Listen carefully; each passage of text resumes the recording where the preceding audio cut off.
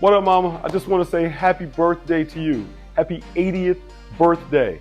And your daughter asked me to make a video. And actually, I'm going to encourage all of you who are listening to this video. If you know my mom, you want to wish her a happy birthday, send her a video. If you don't have her number, send it to me. I'll forward it over to her, wishing her a happy birthday. So my sister asked that we all send her videos this year, and that's what I'm going to do. But Mom, first I want to say, I want to thank you. I thank the Lord for you. I thank you for everything that you've done in my life. And you know, we were just talking yesterday, and I brought up that fight that I got into with Ricky Collins back in elementary school. And to me, as I think about that moment, it just really summarizes really what your spirit, what your character, what your integrity has meant to me all my life. I definitely remember running that block and a half home after fighting him and thinking his boy was gonna jump me as well. I remember, you know, beating his head into the concrete in the middle of the street. Thankfully, the statute of limitations should be over for that one. And then I'm running home because I don't know what's about to pop off.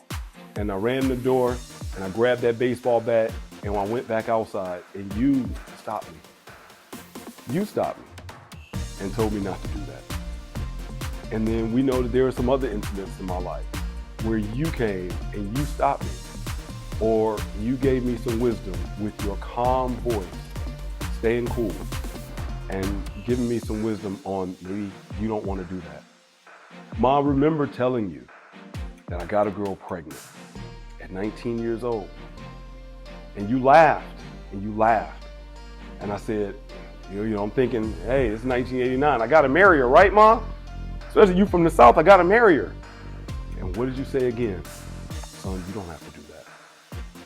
Because you knew that I would have been making another life-changing decision that probably wouldn't have gone in the right way had I made that move back then.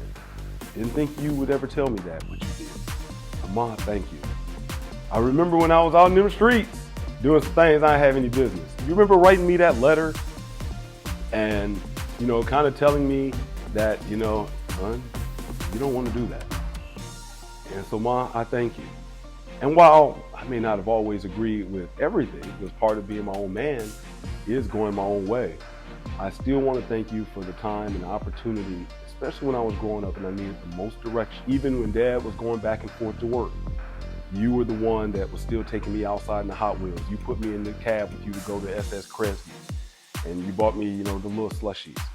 Ma, I have not forgotten those things, and they've gotten me through many tough days. So while it's certainly at this point in my life where my relationship with Dad is even greater because I appreciate him, don't you ever think that takes away from the appreciation that I have for you and what you've done.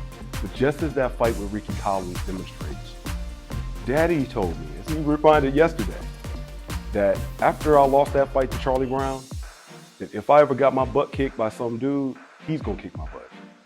And so for all my life, I've been fighting, making sure that my father didn't kick my butt. But you know what? It was your calming voice to come in there and still give me the wisdom to keep that rage down and say, son, you don't want to do that. And then what had happened? Daddy came home. And maybe, here's a question. What would Daddy have done if I would have lost that fight? But I guess because I won, Daddy ended up taking me around the corner. Lesson for today, folks. Daddy took me around the corner. And we went up the street and went and found his father and his grandfather. His grandfather said, I'm going to take Ricky on back to the woodshed. I remember walking home asking Daddy, well, what's the woodshed? Daddy was like, well, that's where the old folks used to take you to give whooping. Boy, I wish we handled things like that and that they had men around. But you know, Mom, my son recently told me how appreciative he was that I was around. So even though you told me not to marry his mother at 19, the one thing I knew is I had to be a good father. Not only because of how my dad was with me, that I wanted to be a good father, because my father tried to be a good father with me, but it was also for the attributes, for the example that you set in being a great mother. So with that, happy birthday.